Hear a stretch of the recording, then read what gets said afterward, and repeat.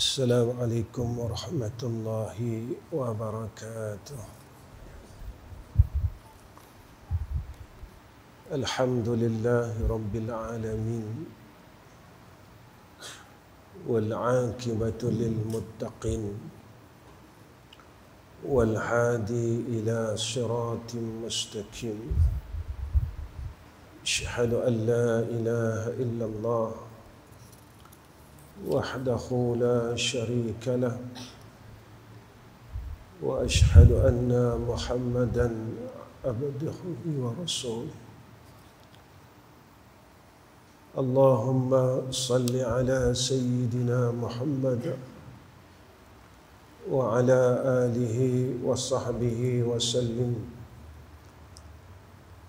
اللهم لك الحمد وإليك المستكى وأنت المستعان،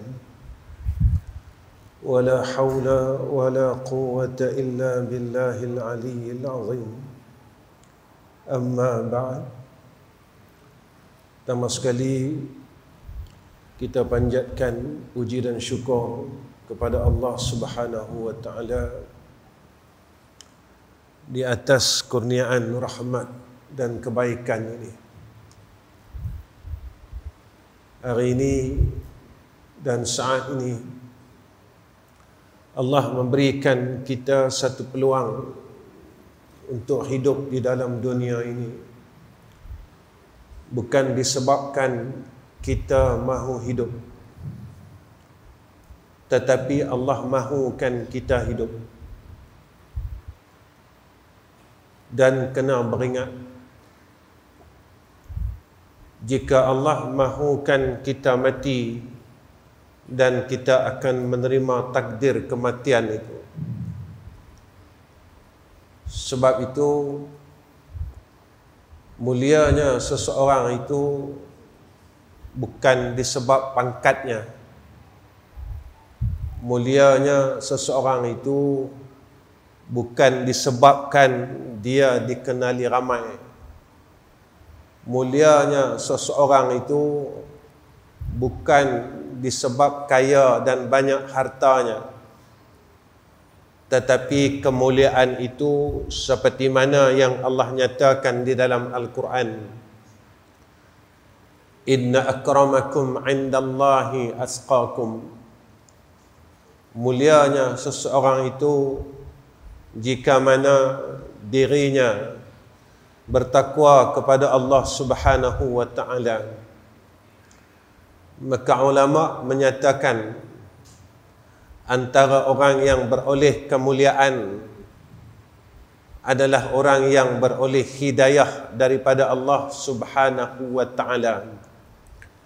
Jika kita tidak mendapat hidayah daripada Allah Rabbul Jalal, bermakna kita dalam kehinaan.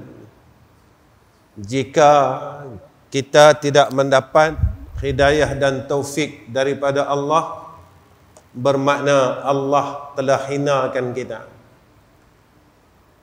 Kenapa tuan-tuan? Kerana setiap hari kita meminta hidayah. Dalam salat kita minta ihdinas siratal mustaqim. Satu hari berapa kali kita baca Fatihah? Dan kita kena ingat berapa tahun dah kita semayang. Dan dalam satu hari, satu malam kita minta hidayah, iaitu pada salat subuh. Allahumma hadina fi man hadait ila al-akhir doa, sehinggalah pada akhir doa ini. Jika permintaan kita itu bertahun-tahun, tapi kita tidak boleh berbuat kebaikan, semakin lama, semakin kita meminta hidayah, Allah tak berikan kepada kita hidayah itu. Lalu kita pun kata, saya semayang. Betul. Ada orang yang semayang di dalam neraka Allah.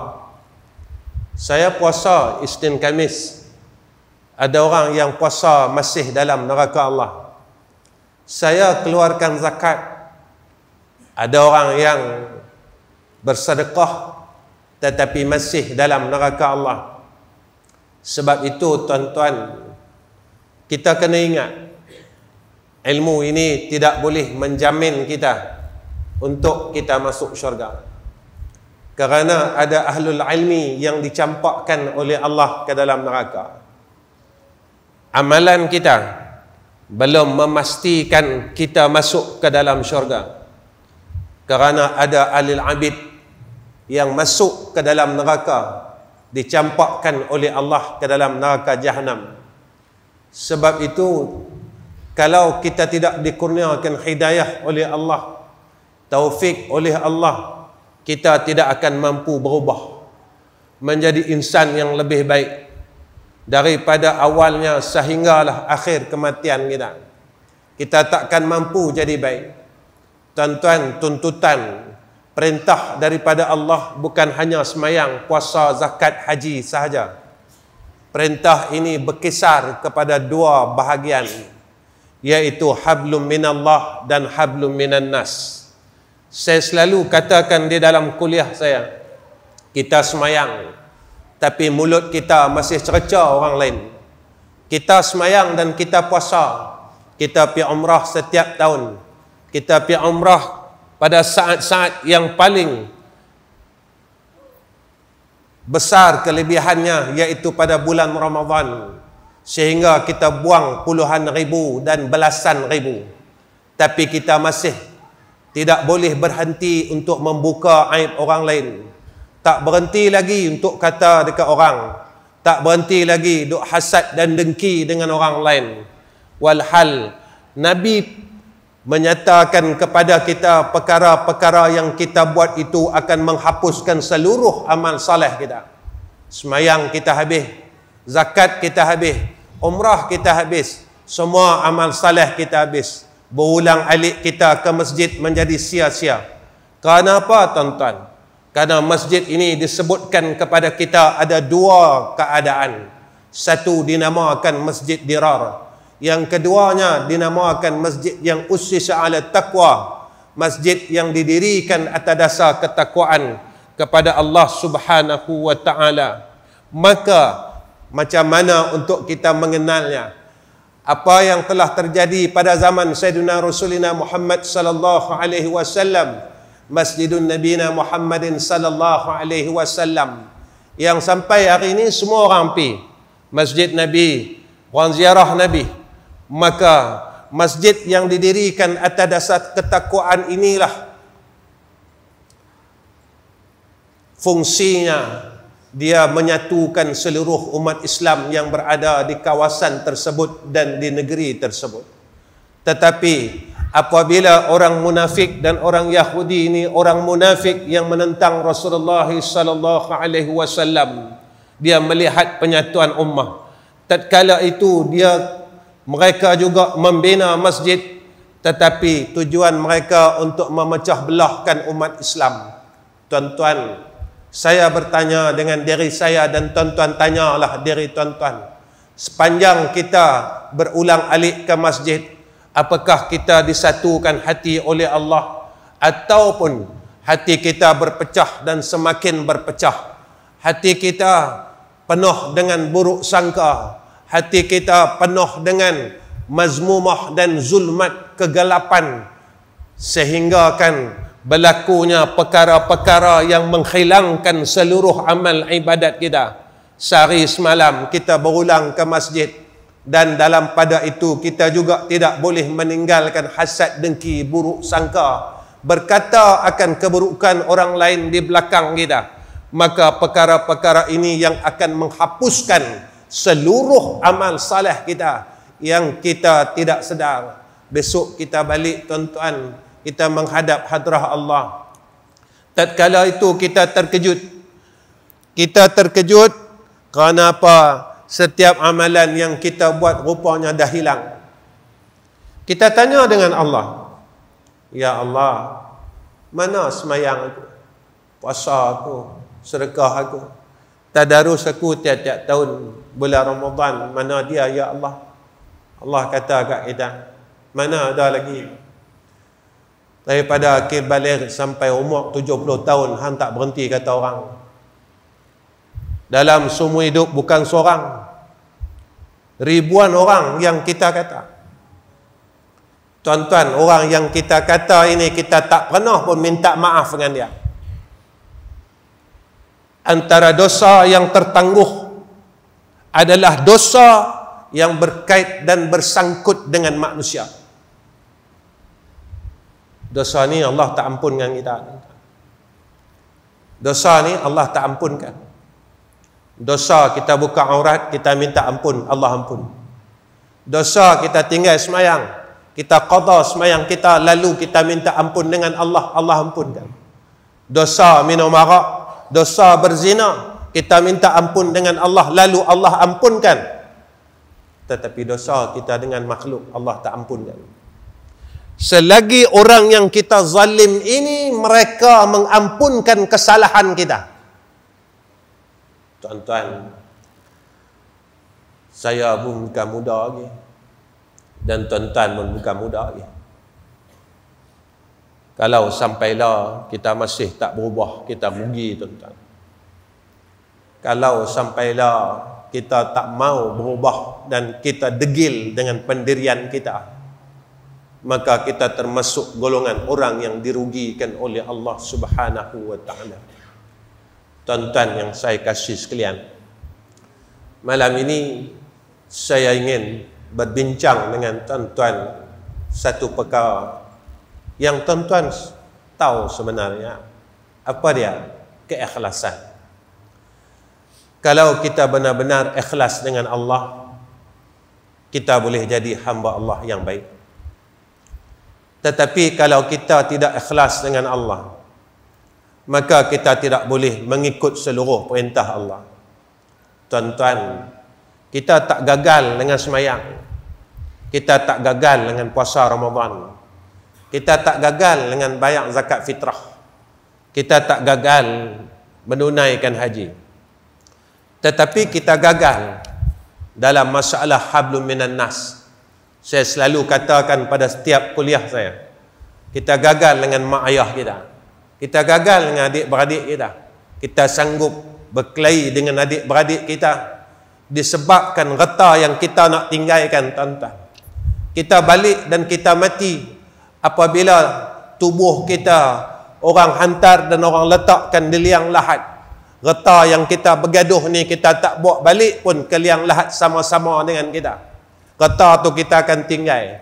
Kita bergaduh, kita berkelahi sehingga kita bermusuh dengan karabah kita yang satu darah dengan kita, satu mak dengan kita, satu pak dengan kita, dan kita tak berubah sampailah sehingga akan kita sanggup memutuskan silaturrahim di antara kaum karabat kita, walaupun Allah kata dekat kita, rahim itu daripada sifatku. Siapa yang memutuskan rahim, maka dia telah memutuskan hubungannya dengan aku, kata Allah. Tuan-tuan, sebab rata dunia saja kita sanggup putuskan hubungan kita dengan Allah. Sebab perkara dunia saja, tuan-tuan, kita sanggup putuskan hubungan kita dengan Allah. Tuan-tuan, satu hari Rasulullah bertanya kepada Jibril, sa'altu Jibrila 'anil ikhlas ma huwa. Rasulullah bertanya kepada Jibril, ikhlas itu apa? Maka kata Jibril, sa'altu Rabbil Azzah 'anil ikhlas. Aku bertanya kepada Allah, apa itu ikhlas? Lalu kata Jibril alaihissalam, faqala, maka Allah bagi tahu, Allah kata apa? Sirrun min asrari auda'tuhu qalba man uhibba min ibadi. Maka ia menjawab firman-Nya, ikhlas itu ialah satu rahsia daripada rahsiaku yang aku letakkan akan dia dalam hati hamba-hambaku yang aku kasih. Tuan-tuan, kalau Allah sayang kita, Allah berikan kepada kita keikhlasan di dalam kita beragama, di dalam kita berakidah, kita benar-benar ikhlas dengan Allah, kita akan ikut seluruh perintah daripada Allah Subhanahu wa ta'ala. Tuan-tuan, apa dia ikhlas? Malam ini saya ambil beberapa perkataan ulama berkenaan dengan ikhlas, tuan-tuan. Pertama, pandangan daripada Imam Qushairi rahimahullahu ta'ala.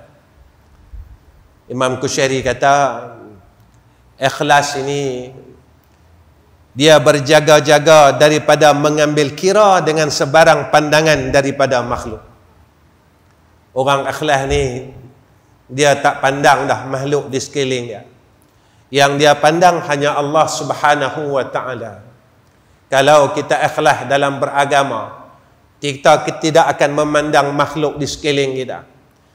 Sebab itu kata ulama, tuan-tuan, masalah aib ni, kalaulah kita ni tuan-tuan sibuk dengan aib kita, kita takkan ada masa untuk kita mengira-ngira aib orang lain. Masalah lah tuan-tuan, kita tak pernah kata diri kita salah. Semua bagi ke orang salah tu. Kawan ni salah, kawan ni salah, kawan ni salah, kawan ni salah. Tuan-tuan, fikirlah, bila masanya, hari apa, minggu mana, bulan mana, tahun bila kita kata kita salah. Tuan-tuan, iblis ni sampailah dia tak kata diri dia salah.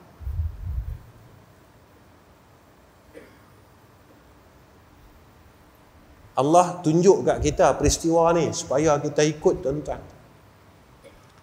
Iblis sampailah dia tak mau kata diri dia salah. Dia tetap kata Adam salah.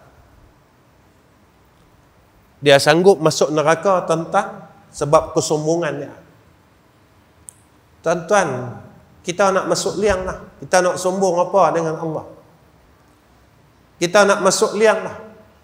Kalau kita tak berjaya dengan perkara ini, tuan-tuan, kita akan gagal besok di akhirat. Tuan-tuan, dunia ni tak lama pun. Pejam celek, tuan-tuan. Kita dulu, kita dengar cerita 2020, kita kata apa? Tak dan rasa. Tapi kita sedang lalu 2024. Tuan-tuan, bila kita lihat 100 tahun yang disebut oleh Nabi akan tahun terakhir, kita rasa tak dan kot. Kalau perkiraan Masihinya tahun depan 2024 genap 100 tahun, yang Nabi kata akan lahirnya mujaddid akhir zaman. Kita tak berubah lagi. Kita duk macam ni juga. Kita duk clay juga. Kita duk buka aib orang juga. Kita duk sangka buruk juga. Kita duduk perkara yang sama, dan kita tidak boleh berubah menjadi hamba yang lebih baik pada sisi Allah Subhanahu wa ta'ala. Tuan-tuan, masa ni sat Pasal apa masa ni sat tuan-tuan? Sebab kita duduk pada akhir zaman. Nabi kata hampir saja kiamah. Nabi kata setahun kita akan rasa macam sebulan. Sebulan Nabi kata macam seminggu. Seminggu Nabi kata macam sehari. Sehari Nabi kata macam percikan api. Saat kiamat ini telah hampir. Nabi. Tuan-tuan, Allah ni cukup sayang kat kita. Dia bagi tanda dulu sebelum Allah nak hancurkan bumi. Tapi hati kita keras, tuan-tuan. Kita ni ke bahasa kasar dia ketegak. Mailah gempa bumi. Tak rasa apa. Kita duk kata ke orang ni, mailah kerapnya gerhana. Kita tak rasa apa.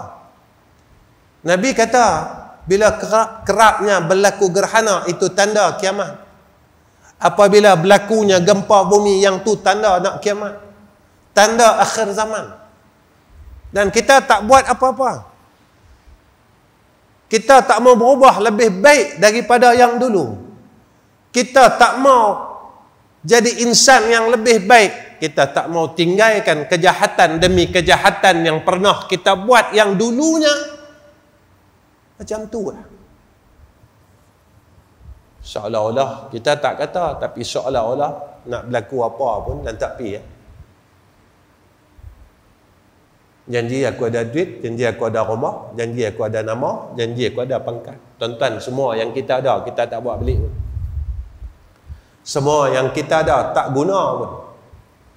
Bila kita duduk dalam kereta jenazah, satu benda pun tak guna atas diri kita. Sebab itu Nabi kata dekat kita dan Nabi pesan kepada kita. Bila mati anak Adam, putih segala amalan melainkan 3 perkara. Kita tengok diri kita, tuan-tuan. Hadis ni cukup hebat. Kenapa? Nabi letakkan 3 golongan di situ. Yang pertama, Nabi letak golongan orang yang ada harta, Nabi kata. Apa orang yang ada harta ni dia akan buat? Sedekah jariah. Kita tanya diri kita, berapa banyak harta yang telah kita kembalikan kepada Allah? Tanya, tuan-tuan. Sebab Quran kata lagu tu, lan tanalul birra hatta tunfiquna mimma tuhibbun. Kita takkan dapat benar-benar rasa kemanisan kebaikan itu selagi kita tak boleh infakkan harta yang kita sayang.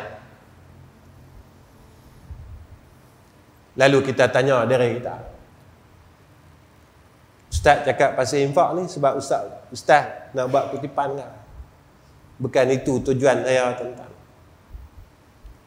Bukan itu tujuan saya. Kita kena tanya diri kita, kalau kita sayangkan dunia ni, bermakna kita akan susah di akhirat. Kedua, golongan orang yang ada ilmu, Nabi kata. Dan ilmu ini Nabi kata dia boleh menjadi syafaat dan dia boleh menjadi laknat atas orang yang ada ilmu. Tuan-tuan, kita tahu tak mengumpat tu haram? Tahu. Siapa duk buat sampai lah? Kita tahu tak berkelahi itu haram? Tahu. Pasal apa kita buat sampai lah?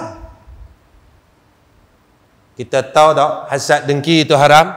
Pasal apa kita buat sampailah? Kita tahu tak buruk sangka itu berdosa? Pasal apa kita buat sampailah? Tuan-tuan, kita ada ilmu. Apakah ilmu kita boleh selamatkan kita? Ataupun ilmu yang ada pada kita akan laknat kita besok di yaumul akhirah. Dah hadis, tuan-tuan, orang ada ilmu Allah tarik masuk dalam neraka dia. Tuan-tuan, ilmu ni belum pastikan kita jadi orang baik.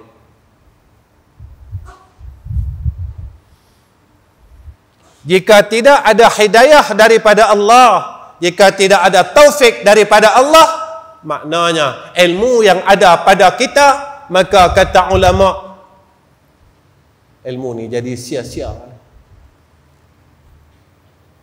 Ada tuan-tuan ulama bahas tentang ilmu jadi sia-sia, amal jadi sia-sia, reta jadi sia-sia, umur jadi sia-sia.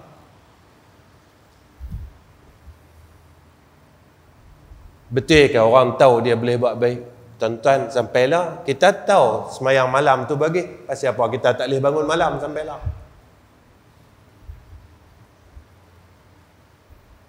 Rupanya kita tidak ada hidayah dan taufik daripada Allah. Allah tak mau bagi kat kita. Pasal apa? Kerana dalam hati kita penuh dengan kesombongan dan kedegilan. Kita rasa dan kita dabik dada kita ahli syurga. Tuan-tuan, syurga mana yang akan menerima orang yang masih kata orang? Syurga mana yang akan menerima orang yang masih sombong dengan rahmat Allah? Syurga mana yang akan menerima orang yang masih berada dalam hasad dan dengki? Syurga mana yang akan menerima orang yang masih gila dan cinta kepada keduniaan?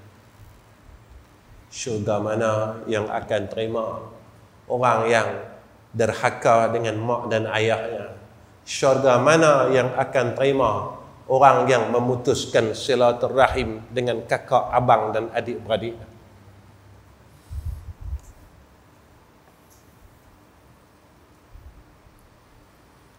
Tuan-tuan, ulama bahas tentang ikhlas. Antaranya Zunnun al-Masri. Zunnun al-Masri kata ikhlas itu duduk dalam 3 perkara. Yang pertama, wujudnya persamaan pujian dan celaan. Orang kata kat dia pun tak ada rasa apa. Orang puji kat dia pun tak rasa apa. Kalau boleh sama puji dan cela, kita duduk situ tuan-tuan. Kalau tak boleh ada persamaan di antara pujian dan celaan, hati kita masih tak selesai. Tuan-tuan, Allah tak tengok pun badan kita, tapi Allah ukur hati kita. Allah pandang hati kita.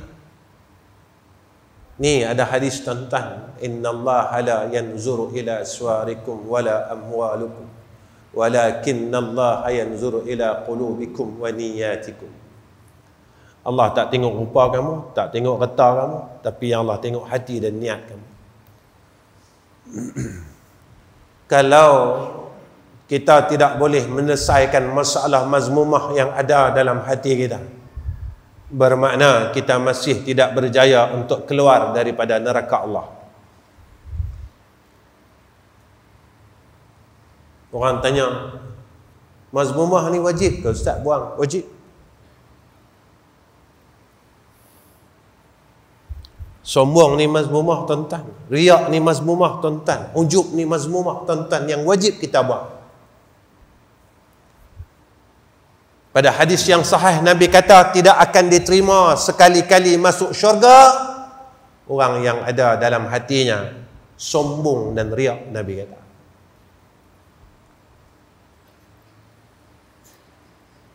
tak ada ke orang semayang sombong? Ada.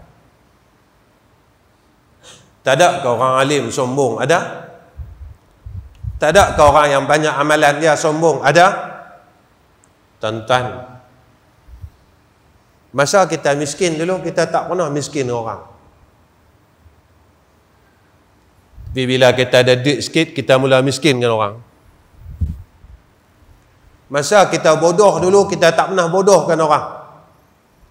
Tapi masa Allah bagi kita sedikit daripada ilmu, kita mula bodohkan orang. Masa kita tak tahu dulu, kita tak tahu kesalahan orang. Ketika Allah berikan sedikit kepada kita, sedikit pengetahuan, kita mula nak cari salah orang. Kawan ni salah, kawan ni salah, dan kawan ni salah. Bila kita mengatakan aku salah, kita sendiri dalam kesalahan yang Allah sendiri tidak ampunkan dosa kita. Pertama. Kedua, kata Zunnun al-Masri, ikhlas itu mereka ini lupa melihat amal dalam amal. Dia tak tengok pun, dia tak nampak pun kebaikan yang dia buat. Pasal apa tuan-tuan? Kita ni kalau tengok amal kita malu tuan-tuan. Kita amal tak seberapa pun. Semayang kita tak ada tara mana pun. 2 rakaat tu pun culah tuan-tuan. Qabliyah ba'diyah tu pun kita tak boleh istiqamah kan. Kita nak kata kita ahli syurga. Sembahyang qabliyah ba'diyah ni pun kita tak boleh istiqamah, nak kata kita ahli syurga. Sembahyang malam yang 2 rakaat yang Nabi kata sallu fil laili walau raka'ataini, kita nak kata kita ahli syurga. Kita lebih banyak berpoya-poya dalam dunia daripada kita berpenat-penat untuk kita mengejar akhirat. Kita banyak seronok lagi tuan-tuan. Apa penat kita dengan agama? Saya tanya diri saya dan tuan-tuan tanya dari tuan-tuan. Apa penat kita dengan agama? Apa pengorbanan kita dengan agama? Apa kelelahan kita dengan agama? Kita tak penat pun dengan agama ni, tuan-tuan. Kita tak letih pun untuk kita beragama ni, tuan-tuan. Itulah kenyataannya. Lalu kita rasakan kita ahli syurga. Sebab itu, tuan-tuan, saat kita berada di dalam majlis ilmu ni, orang kata sambil-sambil tunggu Aisyah, salah, tuan-tuan. Sebab itu saya bawakan hadis, innallaha la yanzuru ila suwarikum wala amwalikum walakinnallaha yanzuru ila qulubikum wa niyyatikum. Tatkala niat kita menunggu salat, maka kita tidak akan dapat apa yang dijanjikan oleh Allah dan Rasul. Tuan-tuan, kalau mengaji 20 tahun, takkan tak boleh jadi baik, tuan-tuan. Kalau 20 tahun dah duduk dalam mengaji ni, takkan tak boleh jadi baik. Tak munasabah, tuan-tuan. 20 tahun duduk berulang pergi majlis ilmu, takkanlah tak boleh jadi baik lagi. Tak munasabah, tuan-tuan. Tuan-tuan, Nabi janji kat kita, orang yang duduk dalam majlis ilmu, Nabi kata apa? Satu, orang ni boleh rahmat. Dua, orang ni boleh keampunan. Allah ampunkan dosa kita. Kita dosa banyak, tuan-tuan.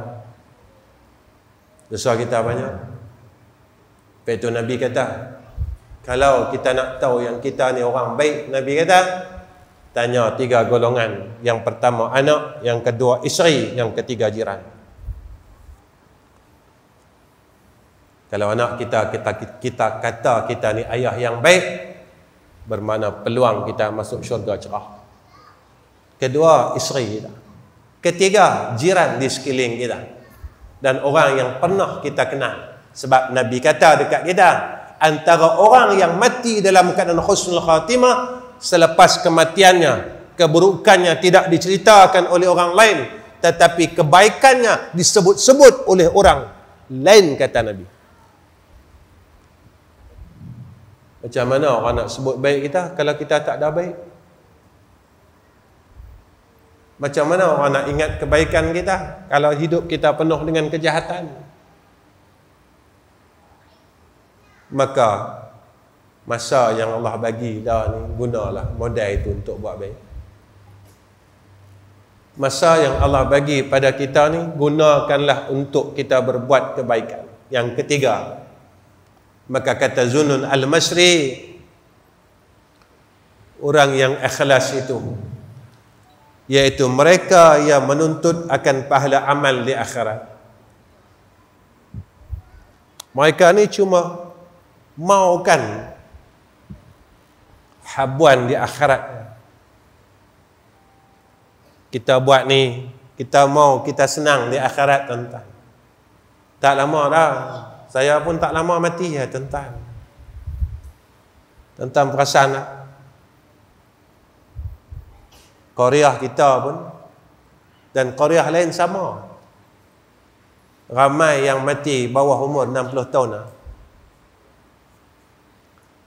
Tak dan masuk 60, tuan-tuan, mati. Kebanyakannya berlaku begitu pada zaman ni. Kebanyakannya. Nabi kata dah, umat aku akhir zaman, Nabi kata umurnya pendek, badannya lemah. Nabi kata,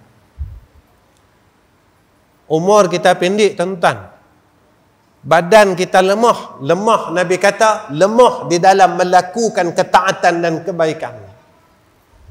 Kita nak buat baik, malas saja. Kita nak semayang sunat, malas saja. Kita nak buat ibadat, malas saja. Kita sentiasa ditipu dengan segala perkara urusan kehidupan ni. Sampai bila, tuan-tuan, kita nak kena tipu dengan dunia ni? Cukuplah. Kita umur 60 dah, 70 dah, tuan-tuan. Saya pun nak pergi kan 60 dah. Cukuplah. Kita kena tipu daripada muda sampailah. Cukuplah. Takkan kita akan terus kena tipu. Kita terus ditipu dengan perkara-perkara kehidupan kita. Tak berhenti tuan-tuan. Tak berhenti kita berkisahkan perkara yang sama dalam kehidupan kita. Tuan-tuan, apa kata apa kata seorang ulama, iaitu Huzaifah Al-Marashi. Ikhlas itu kata dia melakukan segala perbuatan yang baik sama ada zahir atau batin. Zahirnya baik, batinnya baik. Yang ni orang ikhlas. Jangan zahir saja baik. Semayang tapi hati duk sangka buruk orang lagi. Semayang. Tuan-tuan, boleh tak kita tukarkan kebencian kepada kasih sayang? Saya tanya diri saya, tuan-tuan tanya dari tuan-tuan. Dalam hidup aku ni, ada tak orang yang aku benci dalam hidup aku? Kenapa saya kata macam tu? Tuan-tuan, yang tu Nabi buat. Nabi tak benci ke orang, tuan-tuan.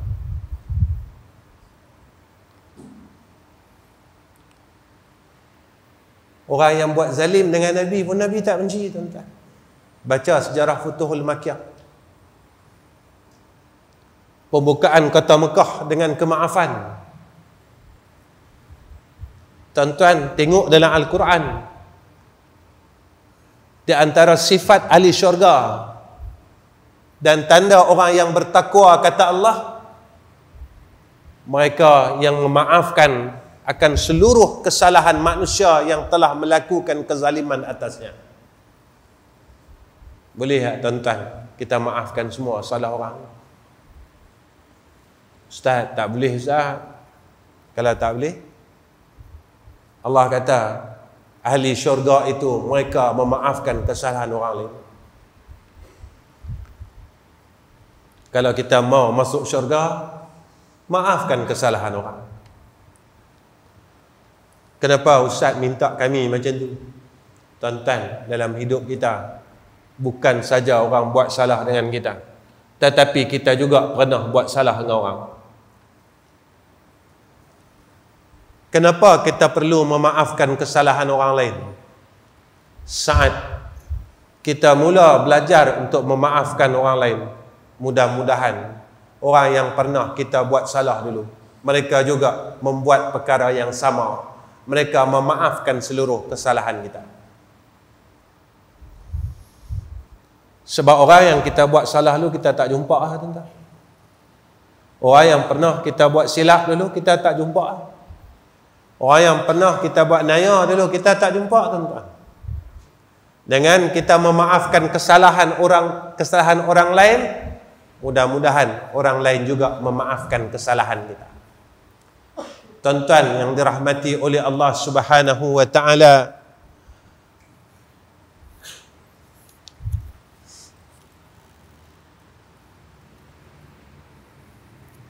maka ulama menyatakan tentang ikhlas ini, tuan-tuan.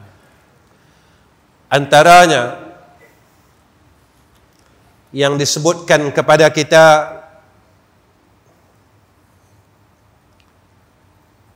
seorang ulama yang bernama Fudail bin Iyad. Orang yang ikhlas itu, kata dia, orang yang terselamat daripada sifat ujub dan sifat riya. Tuan-tuan, ujub ni apa? Mudah. Saya pun tak lama, tuan-tuan, sekejap lagi saya berhenti. Ujub ni, tuan-tuan, nak faham senang. Kita rasa kita ni bagus. Mudah nak faham. Kita tak payah bawa ta'rif kitab. Susah faham. Nak bagi mudah faham, kita rasa kita bagus. Riak ni mudah nak faham, buat apa semua nak tunjuk ke orang. Takkah hidup kita macam tu?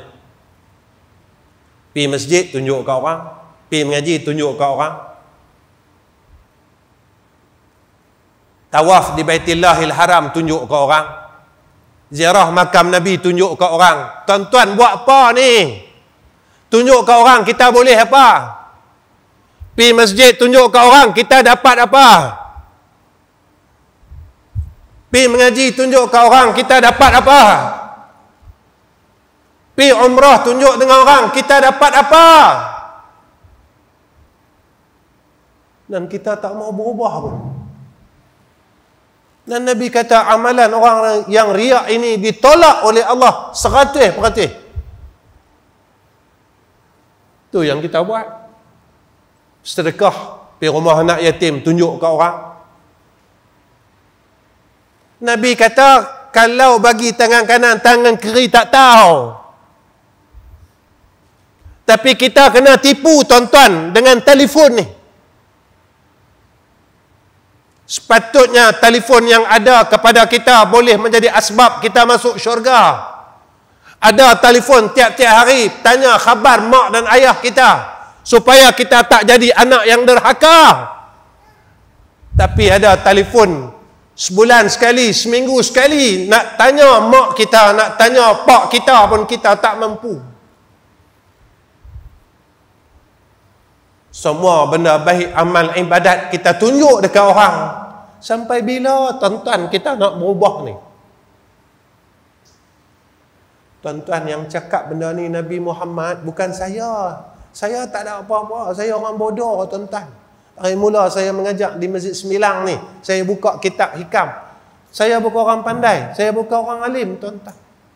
Guru saya pernah kata, kalau kita mengaji fiqh tetapi kita tidak boleh menyempurnakan syariat Allah Ta'ala, maknanya pengajian kita itu sia-sia, kata guru kami.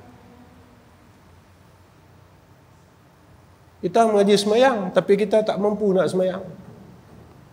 Kita mengaji muamalat, tapi kita tak boleh jaga hubungan dengan masyarakat. Kita mengaji munakahat, tetapi kita tidak boleh mengikut perkahwinan dalam Islam dan sebagainya. Tuan-tuan, kalau kita mengaji tauhid, kita dapat mentauhidkan Allah, kita jadi orang yang ikhlas kepada Allah. Kita tak mau dah riak, kita tak mau tunjuk amalan kita kepada makhluk. Kerana apa? Nabi kata, besok orang yang riak suka tunjuk apa baik yang dia buat, Allah akan panggil dia. Engkau mintalah kepada orang yang engkau tayangkan amalan kau di dalam dunia, mintalah balasan daripada dia. Sebab masa kau buat kebaikan itu bukan kerana aku. Kau nak tunjuk ke orang, kau nak tayang ke orang, kau nak bagi tahu kat semua orang. Yang tu kita buat.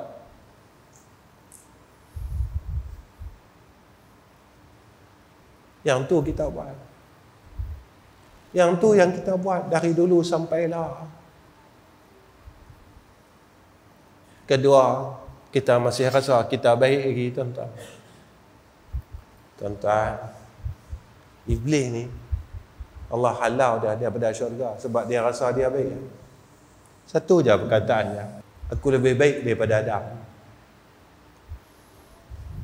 Dalam hidup kita, berapa kali kita rasa kita lebih baik daripada orang lain. Akulah pandai pada orang, akulah elok pada orang, akulah bagus pada orang, akulah semua aku kat orang semua tak elok, kat aku saja elok. Bila masa kita kata kita bodoh? Bila masa kita kata kita salah? Bila masa kita kata kita tak tahu? Bila masa kita kata kita ni kedekut piang, bakhil? Bila masa kita kata semua salah tu kat kita? Bila masa kita kata aku ni ahli neraka? Kita masih rasa yang kita ni ahli syurga, tetapi amalan-amalan ahli neraka kita tak boleh tinggalkan.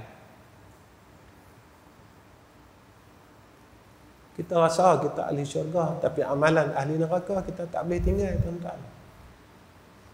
Tuan-tuan, Allah tak minta banyak dengan kita. Allah minta kita jadi orang baik ya.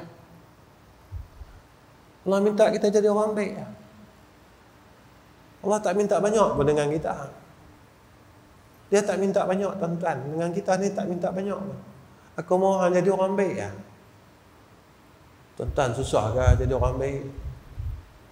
Ada umur buat baik, ada reta buat baik, ada mata buat baik, Ada telinga, buat baik. Ada mulut, buat baik. Ada tangan, buat baik. Ada kaki, buat baik. Cukuplah. Yang tu saja Allah minta dekat kita. Yang Allah minta dekat kita, tuan-tuan, macam mana yang Nabi minta doa kepada Allah. Allahumma a'inni ala zikrika wa syukrika wa husni ibadatik. Nabi minta tolong 3 benda, tuan-tuan. Dengar macam tak ada apa kan? Habis saya cerita bab 3 ni, saya berhenti. Nabi minta 3 benda ni, tuan-tuan. Simple saja yang Nabi minta. Tetapi kerja buatnya besar dan tuntutannya besar. Pertama, Nabi minta apa? Allahumma a'inni ala zikrika. Ya Allah, tolong aku supaya aku boleh ingat akan Engkau. Ketika kita lupa Allah, masa itulah kita rasa kita ni ujub. Kita tak sedar diri. Ketika kita lupa akan Allah, masa itulah kita riak, tuan-tuan. Kita terlupa yang boleh bagi balasan kebaikan ni hanya Allah, bukan orang di sekeliling kita. Orang yang ada di sekeliling kita, mereka tak boleh tolong kita besok dekat sana, tuan-tuan. Yang kita buatkan orang ni, mereka semua akan tinggalkan kita satu hari nanti. Yang kita buat kerana orang, mau orang puji kita, mau orang tengok kita, semua orang-orang ni akan tinggalkan kita. Selepas keluarga kita letak kita dalam liang lahat, seorang pun tak pedulikan kita. Siapa pun tak ambil tahu hal kita. Kita duduklah dalam liang lahat itu dalam keadaan susah, tuan-tuan. Tuan-tuan pernah dengar hadis tu kan? Bila kita dibawa pilih yang lahat, Nabi kata apa? Hak teman kita dalam dunia ni, kawan kita dalam dunia ni, perkara yang kita selalu duk ada dalam dunia ni, satu saja yang duk teman dengan kita. Harta kita tinggal. Kawan-kawan kita tinggal, dia tak peduli dengan kita, tuan-tuan. Isteri anak-anak kita tinggalkan kita, dia tak peduli dengan kita. Kita duduk dalam liang tu sorang-sorang lah, tuan-tuan. Kita duduk dalam liang tu sorang-sorang, tak ada siapa boleh tolong kita. Kawan kita tak pedulikan kita. Anak kita tak ambil tahu hal kita. Isteri kita tak ambil tahu hal kita. Semua kawan-kawan yang rapat dengan kita, yang sama-sama duk mengumpat dengan kita, mereka tinggal kita. Yang duk sama-sama cerita hal orang, tak sudah sampai lah, dia akan tinggalkan kita, dia takkan pedulikan kita. Tapi siapa yang ambil peduli dengan kita? Nabi kata amal soleh, dia yang takkan tinggalkan kita.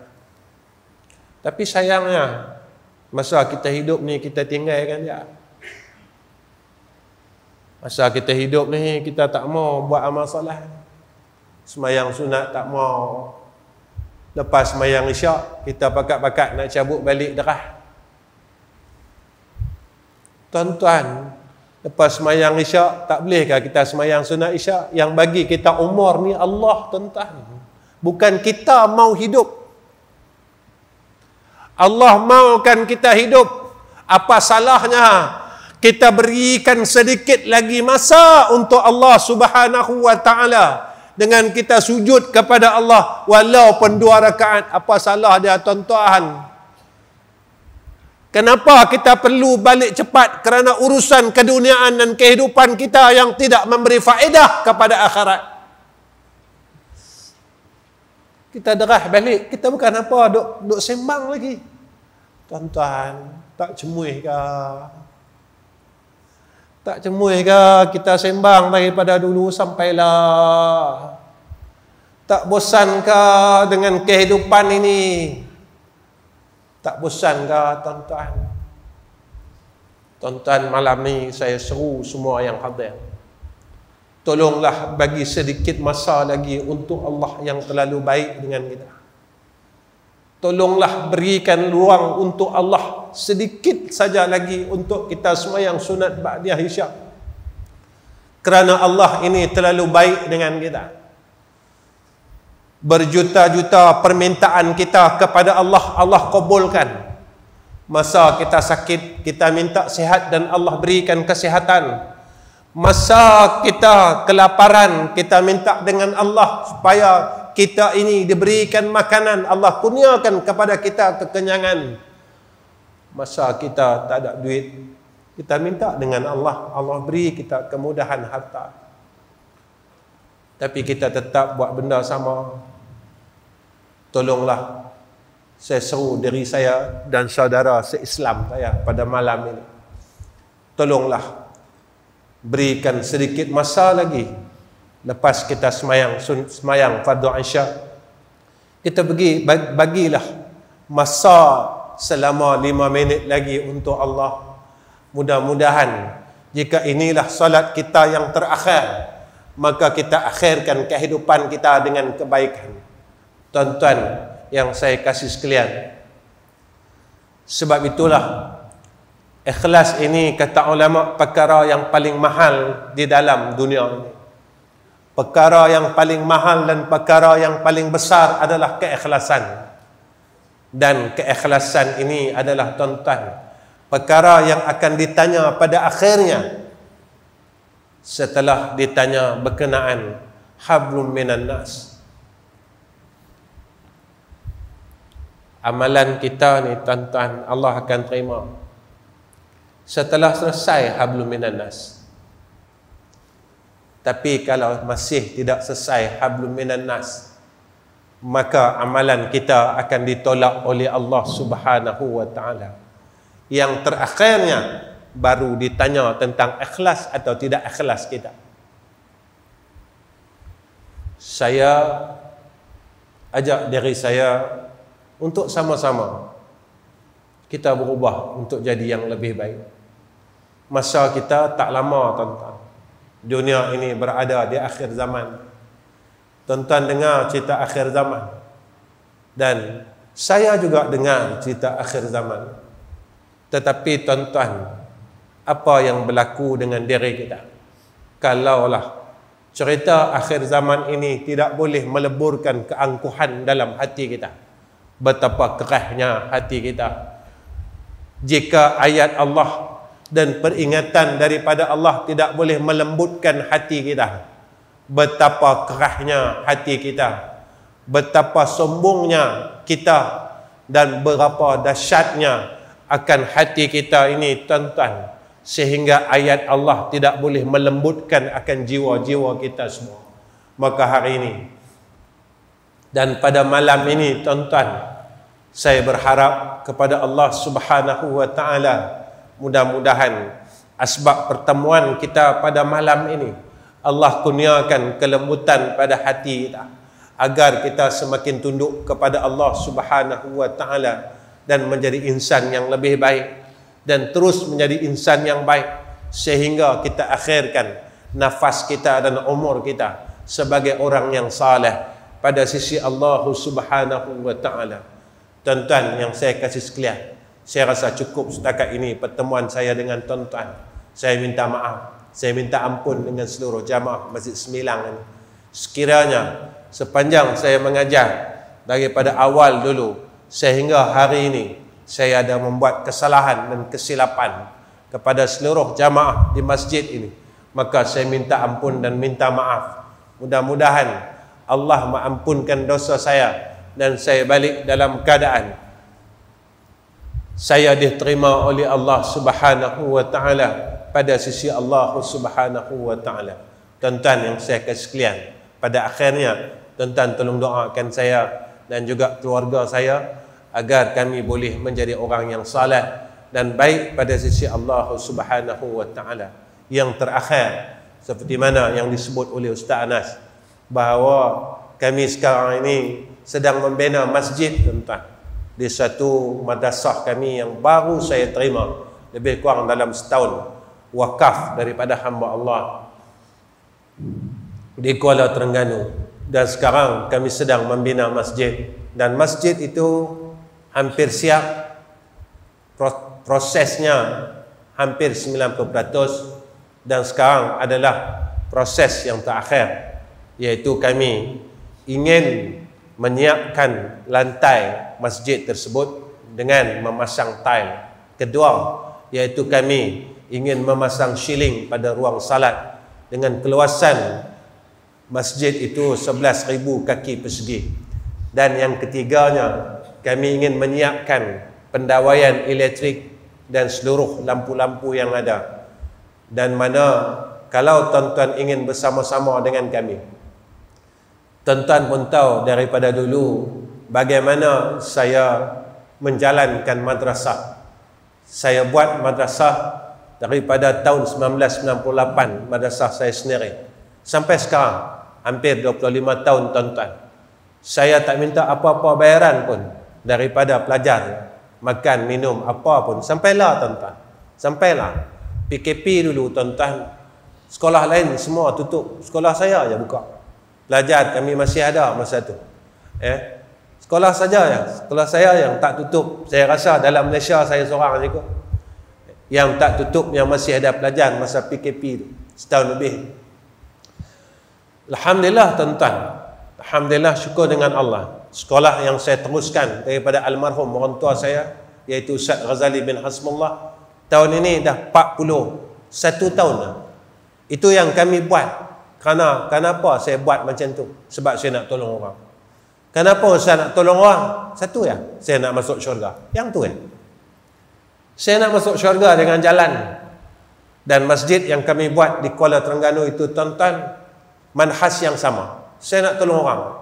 Besok bila siap masjid tu, kita akan buat asrama dan kita akan terima pelajar tuan-tuan. Sama konsepnya. Saya tak minta apa-apa bayaran untuk mereka belajar, tapi saya harap orang yang bersama-sama dengan kami sanggup untuk jadi orang yang baik. Kalau kita dulu suka bergaduh, kita tukarlah kepada kita saling sayang, menyayangi antara satu sama lain. Kita ni alim dah tuan-tuan, kita ilmu dah banyak dah tuan-tuan, tapi kita tak boleh selesaikan masalah ini bertahun-tahun. Kita tak boleh sayang orang, kita tak boleh berhenti benci orang, kita tak boleh berhenti nak kata orang, tapi kita tahu perkara itu salah pada sisi Allah Subhanahu wa Ta'ala. Bermakna ilmu yang ada pada kita tak berguna satu pun untuk kita menjadi hamba orang yang baik, kerana dia tidak boleh menjadi alat kepada kita untuk pimpin kita menuju ke arah jannah Allah Subhanahu wa Ta'ala.